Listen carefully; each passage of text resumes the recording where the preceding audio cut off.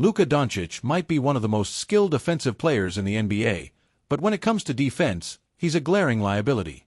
Every possession, teams are hunting him. They see him wearing number 77 and immediately go into attack mode. Luka simply doesn't defend unless he's absolutely forced to. And this isn't just some hot take, the numbers back it up. In one playoff game this year, out of 16 drives against him, Luka got blown by 9 times. That's the most blow-bys allowed in a single playoff game all year. Why?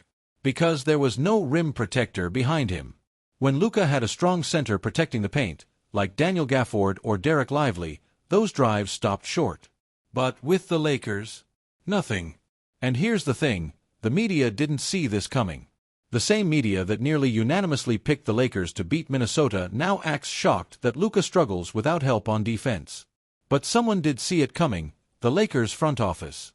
They actually tried to trade for Mark Williams. The deal would have sent Dalton Knecht, Cam Reddish, and their only first-round pick to get a real center. They were desperate. But when Williams' medicals came back with red flags, the Lakers bailed. That was a turning point. They could have gone all in and said, "Screw it, we need to win now with LeBron and Luka," but they didn't. They decided to hold off, hoping for a better opportunity down the road. That meant punting on 2025, and at the time, most people agreed it was the smart move. But now that the playoffs are underway and Luka's flaws have been exposed, the second-guessing has begun. People expected Luka and LeBron to carry this team to the Western Conference Finals. Some even had them beating OKC.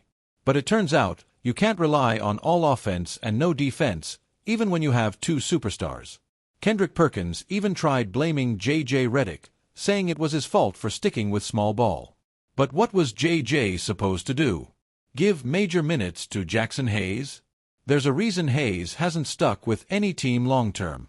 If Redick had played him, the same media would have blasted him for not going small. So we're left with this simple truth. Luka needs a defensive backbone behind him to succeed in the playoffs. And the Lakers' failure to get that, whether due to bad luck or indecision, is now haunting them. The Luka trade didn't just add firepower, it added a massive defensive hole that the team wasn't prepared to fill. If there was any doubt before, there isn't now. Anthony Edwards has arrived. This postseason, we've witnessed a transformation.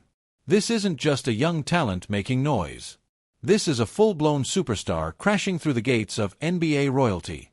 In one playoff run, Anthony Edwards has done what many All-Stars can't do in a decade. He took down Luka Dončić, sent LeBron James home, and swept Kevin Durant, all before his 24th birthday. And the most impressive part? It wasn't just about scoring numbers or flashy highlights. It was how he did it. Anthony Edwards used to be known for his raw athleticism and energy. A dunker. A shot creator. But now, his game has matured. He's no longer just reacting, he's reading. His basketball IQ has gone up a level. He's picking his spots, controlling tempo, and manipulating defenses like a seasoned vet. That's what separates stars from superstars. The foundation of Ant's game still starts with his relentless drive to the basket. If defenders give him a runway, it's over. He's too explosive, too strong, and too fearless. But what's changed this year is how he gets to that runway. It all begins with his ball handling. He's refined it, made it tighter, more deceptive. One of his most effective moves. That simple, between the legs blow by. But he's added nuance, like sliding the ball through defenders to shift their balance and open up angles. And then there's the jumper. Last season, Edwards was an average three-point shooter. This year, he's elite. He shot 40% from deep, doubling his attempts from his rookie year. That combination of driving and shooting has made him a nightmare to defend. Defenders are stuck, sag too much, and he'll rise up for the three. Press too close, and he'll explode past you. Take this play for example. He hits that signature dribble move on Austin Reeves. Reeves stumbles backward, and Ant casually drains a three. That's not just talent, that's confidence, control, and repetition. The Lakers tried to adjust. They threw aggressive gap defense at him, helped defenders stepped up, shrunk the floor, tried to clog his lanes. But Edwards didn't panic.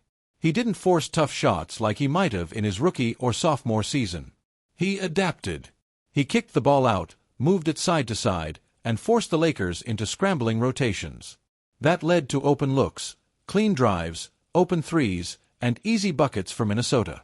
That willingness to make the simple pass, to read and trust the game, is what took Ant to the next level. And when it mattered most, he delivered. Minnesota won every single fourth quarter of that series. In the clutch, Edwards stayed poised. He didn't play hero ball. He broke down defenses, found teammates like Naz Reid, and made plays that don't even show up in the box score. Forget the stat sheet. Anthony Edwards was the best player on the court, not Luka, not LeBron. And now, he's a legitimate face of the league candidate. The NBA is in transition. Steph, KD, and LeBron are nearing the end. The next era needs a new leader, and Ant is making a strong case. So what's next for him? The road to the finals isn't easy, but it's possible. After beating LA, the Wolves face the winner of the Warriors versus Rockets matchup. Minnesota stacks up well, especially if Rudy Gobert and Julius Randle keep producing. The real test: Oklahoma City. But even there, the Wolves may be the Thunder's toughest matchup. Minnesota's got length, playoff experience, and veterans who can slow down Shai Gilgeous-Alexander. Over their last 31 games, the Wolves are 26-5. They split the regular season with OKC 2-2. If anyone can stop the Thunder, it's this team, led by Anthony Edwards. He doesn't just want to win, he believes he belongs. And now, everyone else is starting to believe it too. At a certain point, the truth becomes impossible to ignore. The Lakers roster was never built to win in the playoffs. Not this year. Not with this group. When you go all in on superstar talent like LeBron James and Luka Dončić, you better surround them with the right pieces: defenders, shooters, high IQ role players. Instead, the Lakers built around them with a collection of mismatched parts, aging veterans, and one-dimensional players. And when the lights got brighter in the postseason, that flawed construction was exposed, brutally. Let's start with the most obvious problem: defense. When you pair Luka with LeBron, you automatically have two defensive liabilities on the court, and that's not a slight. LeBron is 39. Luka's never been known for his defense. So you need to make up for it by putting elite perimeter defenders and a rim protector around them. Did the Lakers do that? No. They surrounded Luka and LeBron with players like D'Angelo Russell, Austin Reeves, and Rui Hachimura, all of whom struggle to guard quick guards or switch effectively. DLO is a traffic cone on defense. Reeves tries hard but isn't physically capable of locking anyone down. Rui has the size but lacks defensive instincts. That's not just a hole, that's a crater. And the front office knew it. That's why they tried to get Mark Williams. It's why they flirted with the idea of adding Andre Drummond or Walker Kessler at the deadline. But they didn't pull the trigger. They hesitated. And hesitation in the NBA? It gets you bounced in the first round. But defense wasn't the only issue. This team also lacked reliable shooters. Yes, on paper, guys like DLO and Reeves can hit threes, but they're streaky. Come playoff time, when defenses tighten and shot quality drops, those streaky shooters become liabilities. In Game 2 alone, the Lakers went 7-4-29 from 3. That's not just bad, it's unplayable in today's NBA. Meanwhile, the Timberwolves carved them up. They had spacing. They had cutters. They had two-way players who could defend and still knock down open shots. The Lakers had guys who could do one or the other, but never both. And the bench? It vanished. The Lakers' depth was supposed to be a strength. Instead, Christian Wood was unplayable, Gabe Vincent never looked healthy, and Taurean Prince couldn't hit an open shot if his life depended on it. What good is depth if it disappears when you need it most? Let's also not forget the coaching. J.J. Redick came in with zero head coaching experience. And while he showed flashes of creativity, especially with small ball lineups, he was constantly adjusting to cover up for personnel gaps. It's hard to run a switching scheme when your defenders can't stay in front of anyone. It's hard to go big when your only traditional bigs are Jackson Hayes and an injured Christian Wood. Redick was dealt a losing hand. And here's the sad irony: this didn't have to happen. The Lakers had the trade chips. They could have moved Dalton Knecht, Jalen Hood-Schifino, or their 2029 first-rounder. They just didn't want to. They were obsessed with flexibility. They didn't want to commit to any path, and as a result, they ended up with a half-built team. It's like buying two engines and forgetting to build the car around them. The Lakers wanted Luka and LeBron to do everything: create, score, defend, lead, and close. But no duo can carry that kind of weight in the playoffs without help. Not even two of the most gifted offensive players in the world. And now, they're sitting at home, wondering how it all fell apart, again. So now the season is over, the disappointment has set in, and the question on everyone's mind is, can the Lakers fix this? The answer isn't simple, but it's not hopeless either. The Lakers didn't go all in at the deadline, but that may turn out to be a blessing in disguise. Because while they watched their season crumble in the playoffs, they also protected something just as valuable: flexibility. And now, heading into the summer, they might finally be in a position to reshape this team the right way. Let's start with what they actually have. 3 tradable first-round picks. That's the gold.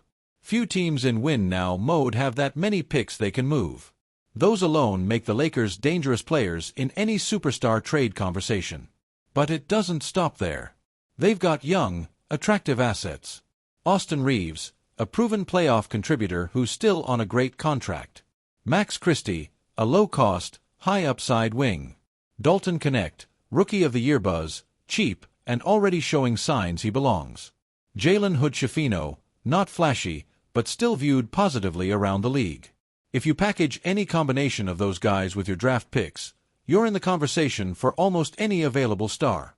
And there's a real possibility that some stars will become available. The name that keeps coming up? Giannis Antetokounmpo. Is it a long shot? Absolutely. But it's not as crazy as it sounds. The Bucks are aging. Their title window may be closing. If Milwaukee flames out early again next season and Giannis starts asking questions about the direction of the franchise, the Lakers will be one of the first teams to call. LeBron is still a global icon. Luka is still a top 5 offensive weapon. And Giannis? He's the two-way anchor this team never had, the guy who covers for Luka's defense and unlocks LeBron's transition game one last time. But even if Giannis doesn't become available, the Lakers have other options. Walker Kessler might be attainable. He's one of the best young rim protectors in the league. Utah might be willing to deal him for the right offer, especially if they're looking to package picks and retool. Bruce Brown is another name to watch. He's a proven championship-level role player, a dog on defense, tough on switches, and someone who doesn't need the ball to make an impact. The Lakers also have a $12.9 million mid-level exception to offer in free agency. That may not sound huge, but in this cap environment, that's enough to get a real contributor. Maybe a wing shooter. Maybe a 3 and D guard. Someone like Gary Trent Jr., Alec Burks, or even Dante DiVincenzo if the Knicks make a move. And remember, LeBron has a player option. He'll likely opt out, not to leave, but to re-sign on a deal that gives the Lakers just enough room to add talent. It's a move he's made before, sacrificing a bit of money to keep the roster competitive. Expect him to do it again, especially if the front office shows urgency. But none of this matters unless the Lakers choose a direction. They can't straddle the line anymore, can't talk about building for the future, while LeBron is still playing 38 minutes a night. They either go all in now, or they start preparing for a post-LeBron era with Luka as the centerpiece. The fans deserve clarity. So does the locker room. And so does Luka. This summer, the Lakers will have the rare combination of draft capital, young talent, and win-now urgency. That doesn't come around often. If they get it right, they could be back in the Western Conference Finals by next year. If they get it wrong, they risk wasting the final chapter of LeBron's legacy and alienating Luka before his prime even peaks. The clock is ticking, and the next move could define the next decade of Lakers basketball.